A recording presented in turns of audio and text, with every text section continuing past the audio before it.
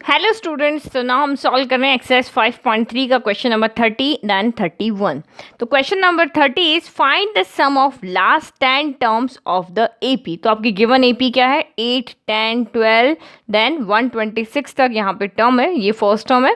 तो अब आपको यहाँ पे सम फाइंड करना है, लेकिन फर्स्ट 10 टर्म का नहीं फाइंड करना, आपको लास्ट 10 टर्म का यहाँ पे सम फाइंड करना है। तो अभी हमने जब टर्म वाले क्वेश्चन किए थे तो हमने लास्ट से 10th टर्म कौन सी है वो बताओ, या लास्ट से 15 टर्म कौन सी है बताओ, हमने इस तरह का क्वेश्चन किया था। तो वहाँ पे हमारे पास फॉर्मूला अलग था, अगर लास्ट से आपको कोई टर्म फाइंड करनी उसका फॉर्मूला अलग था। लेकिन अगर आपको लास्ट 10 टर्म का या लास्ट से कोई टर्म का सम अगर आपको यहाँ पे फाइंड करना है तो फॉर्मूला आपका वही रहेगा जो हमारा सम का फॉर्मूला है। बट आपके यहाँ पे क्या हो जाएगा, एपी चेंज हो जाएगी। अभी आपका एपी 8 से स्टार्ट हो रहा है, अब आप एपी को चेंज करके क्या कर दोगे, 126 से स्टार्ट कर दोगे। हम एपी की जो लास्ट टर्म है उसको फर्स्ट टर्म बना देंगे, जो फर्स्ट टर्म है उसको लास्ट टर्म बना देंगे, और उसके बाद हम यहाँ पे सम फाइंड करेंगे। तो देखो हमारे पास ये गिवन एपी है, गिवन एपी इज 8, 10, 12, 126। तो अगर हम इस एपी की बात करें, इस एपी का फर्स्ट टर्म है हमारा 8, और कॉमन डिफरेंस की बात करें तो a2 माइनस a1 यानी 10 माइनस 8 हमारे पास यहाँ पे 2। क्योंकि हमें इसको चेंज करना है, जो लास्ट टर्म है उसको फर्स्ट टर्म लिखना है, तो हम क्या करते हैं यहाँ पे पहले एक दो टर्म को यहाँ पे लिख लेते हैं ताकि हमें डिफाइन करना रहे। तो ये हमारी एपी हो जाएगी 8, 10 देन 12। अब यहाँ पे हम कुछ और टर्म लिखते हैं। तो हम एपी हमारी कैसे बनती है, कॉमन डिफरेंस को ऐड करने से। तो 8 प्लस 2 10 हो गया, 10 प्लस 2 12 हो गया, 12 प्लस 2 14 हो जाएगा। लेकिन अगर हम यहाँ तो हम क्या कर रहे हैं, आगे बढ़ रहे हैं, लेकिन 126 से अगर हम देखते हैं तो हमें इससे आगे वाली टर्म चाहिए तो हम प्लस करेंगे, उससे जस्ट पहले वाली टर्म चाहिए। जैसे हमारी ये थर्ड टर्म है, थर्ड टर्म से हमें सेकेंड टर्म पे जाना है तो हम 12 माइनस 2 करेंगे तो 10 आएगा। सेकेंड टर्म से हमें फर्स्ट टर्म पे जाना है तो 10 माइनस 2 करेंगे तो 8 आएगा। तो सेम यहाँ पे भी हम ऐसी है, हमें 126 से जस्ट पहले वाली टर्म चाहिए, तो कॉमन डिफरेंस को आपको सब्ट्रैक्ट करना है। किसी भी टर्म एपी में किसी भी टर्म के आगे वाली टर्म चाहिए तो कॉमन डिफरेंस को ऐड करते हैं, उसके जस्ट पीछे वाली टर्म चाहिए तो हम उसको कॉमन डिफरेंस को सब्ट्रैक्ट करते हैं। तो इससे जस्ट 126 से जस्ट पहले वाली टर्म चाहिए तो 126 माइनस 2 120 आपका हो जाएगा 4। फिर 124 से जस्ट उससे पहले वाली टर्म चाहिए तो ये हमारा हो जाएगा 124 माइनस 2, तो ये हो जाएगा 122 हो गया। तो ये हमारी यहाँ पे टर्म हो गई। अब हमें यहाँ पे लास्ट से 10 टर्म चाहिए, तो अब मैं यहाँ पे क्या करती हूँ, उसको चेंज कर देती हूँ। तो for finding the sum of last 10 terms we write the given AP in reverse order. तो रिवर्स ऑर्डर यानी लास्ट टर्म आपकी यहाँ पे फर्स्ट टर्म बन जाएगी, लास्ट टर्म से जस्ट पहले वाली टर्म आपकी सेकंड टर्म बन जाएगी, लास्ट टर्म से यहाँ ये वाली टर्म 122 हमारी थर्ड टर्म बन जाएगी। तो ये हो गई हमारी third term, then dot dot dot, और फिर ये हो जाएगा 12, देन आपका यहाँ पे हो जाएगा 10, देन यहाँ पे हो जाएगा 8 हो जाएगा। ओके, तो अब आप यहाँ पे देखो, जहाँ हमारा पहले कॉमन डिफरेंस को ऐड करने से हमें आगे वाले टर्म मिल रहे हैं, यहाँ सब्ट्रैक्ट करने से।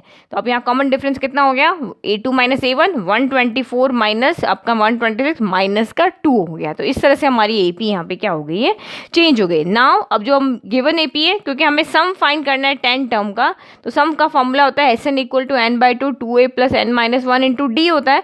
तो हम यहाँ पे पहले ए और डी फाइंड कर लेते। तो हेयर जो अब हमारी जो एपी बन गई है उसमें से फर्स्ट टर्म कितने हुए, हेयर फर्स्ट टर्म हमारी हो गई यहाँ पे a1 कह लो चाहे a कह लो, वो हो गई हमारी 126। और अब कॉमन डिफरेंस तो d हो जाएगा हमारा a2 माइनस a1। तो a2 कितना है 124 माइनस a1 तो 126, प्लस माइनस माइनस 126 में से 124 गया तो 2 बचा, लेकिन साइन आएगा नेगेटिव क्योंकि 126 बड़ा है। तो रिवर्स करने पर d हमारा चेंज हो गया, a भी हमारा चेंज हो गया। d यहाँ +2 था, अब -2 हो गया। नाउ अब हम सम का फॉर्मूला लिख लेते हैं क्योंकि हमें सम फाइंड करना है। तो नाउ SN इक्वल टू हो गया आपका n/2 2a plus n minus 1 into D हो गया। तो अब आप यहाँ पे देखो n 10 टर्म का सम फाइंड करना है, तो ये हमारा n इक्वल टू 10 हो गया, a हमने फाइंड कर रखा है, d भी हमने यहाँ पे फाइंड कर रखा है। नाउ वैल्यू पुट कर लो। तो s n की जगह रखा 10, 10 n की जगह रखा 10/2, 2a कितना है आपका यहाँ पे 126, 2a प्लस n कितना है 10 माइनस 1, और d कितना है यहाँ पे -2 हो गया। तो ये 2 से 10 कैंसिल हो गया 5 टाइम, तो यहाँ से तो हमारा 5 बच गया। अब नाउ 126 इंटू 2, तो ये हो गया हमारा 252, 126 का डबल कर दिया, फिर प्लस 10 माइनस 1 हो गया 9, 9 इंटू -2 हो गया, फिर ये हो गया 5, देन 2 252 प्लस माइनस 9 इंटू 2 आपका यहाँ पे हो गया 18, देन 5 एज इट इज। 252 में से आपका 18 यहाँ पे सब्ट्रैक्ट हुआ, 12 माइनस 8 हो गया 4, 5 में से 2 गया तो 3, तो ये हो गया 234। तो नाउ 234 इंटू 5 कर दो, 5 इंटू 4 20 का 0, 2 फिर 15, 2 17 का 7, 1, तो ये हो गया 11। 5 इंटू 2 10, 10 प्लस 1 11, यानी कि यहाँ से लास्ट से जो 10 टर्म का सम है वो आ रहा है 1170। तो hence the sum of last 10 term is 1170। Now next question देखते हैं। तो ये भी आपका डिफरेंट क्वेश्चन है, इस तरह का क्वेश्चन आपको एनसीईआरटी बुक में नहीं मिलेगा। Now next 31।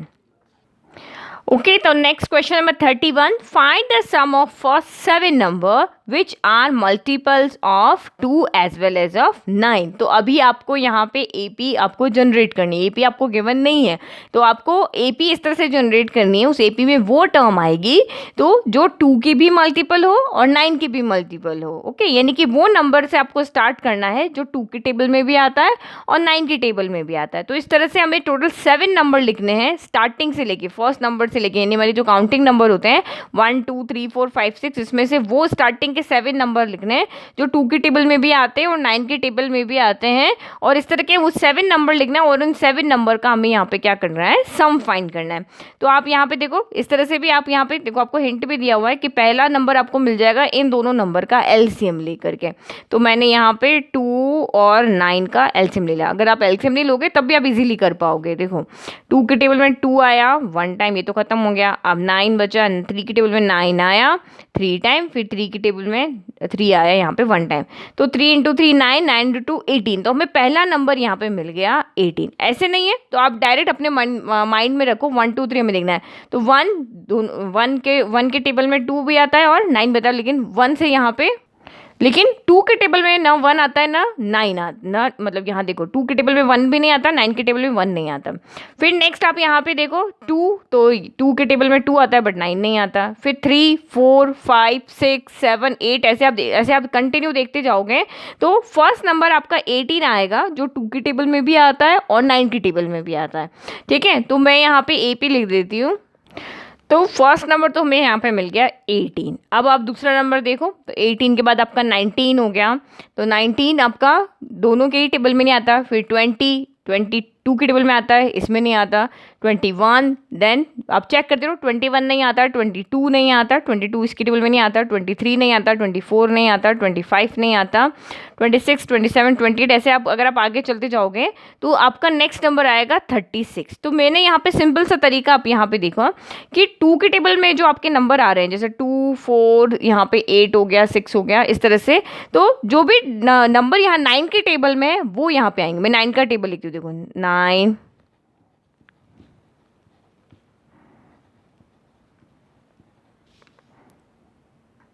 तो आप यहाँ पे देखो 9 के टेबल में 9 आता है बट 2 के टेबल में 9 नहीं आता। फिर आपका 18 आ गया, 18 दोनों के टेबल में आता है, फिर ये नंबर नहीं आता।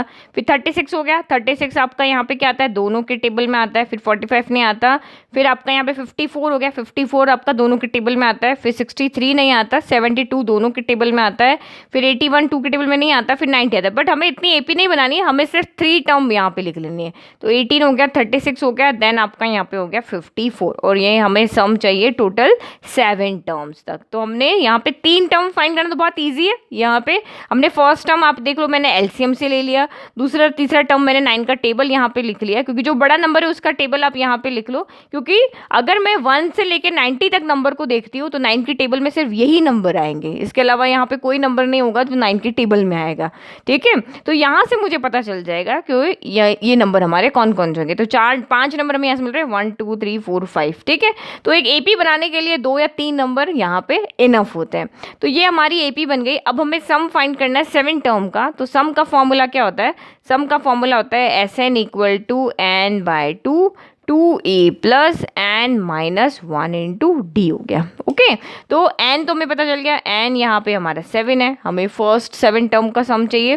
फिर a यहाँ पे फर्स्ट टर्म a आपका यहाँ पे 18 हो गया, और d हमें चाहिए, तो d हमारा होता है a2 माइनस a1, यानी second term minus first term, तो 36 माइनस 18, तो ये आपका यहाँ पे हो गया 18 हो गया।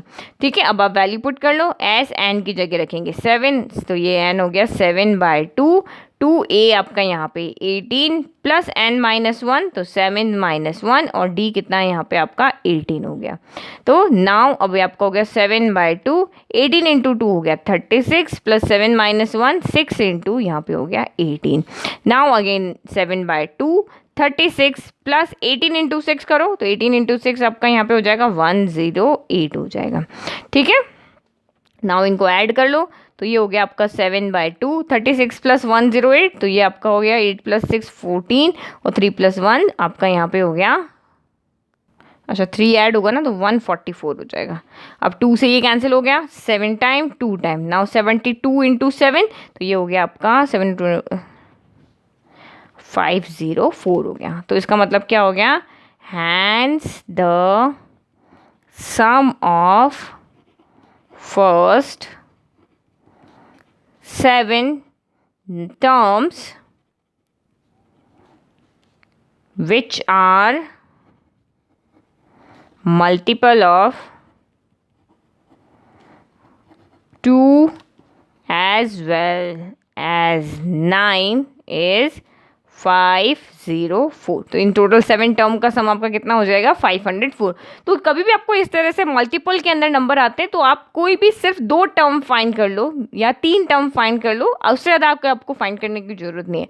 जो बड़ा नंबर है उसका टेबल आप यहाँ पे लिख लो, जैसे 2 और 9 था तो 9 के टेबल को आप यहाँ पे लिख लिया। अगर ये कोई और नंबर होता, बड़ा दूसरा नंबर होता, तो उसके टेबल को हम यहाँ पे लिख लेंगे। लाइक 11 का होता है तो 11 के टेबल को आप यहाँ पे लिख लो, और उसमें से देख लो कि 11 के टेबल में तो ये सारे नंबर आएंगे, 2 के टेबल में कौन से आ रहे हैं। इस तरह से आप इजीली एपी को लिख सकते हो। ओके, तो ये हमारा अलग इंपॉर्टेंट क्वेश्चन हो गया जहाँ पे आपको एपी खुद से जनरेट करना है, देन आपको सम फाइंड करना है। तो आई होप आपको दोनों क्वेश्चन अच्छे से समझ में आए। Thank you.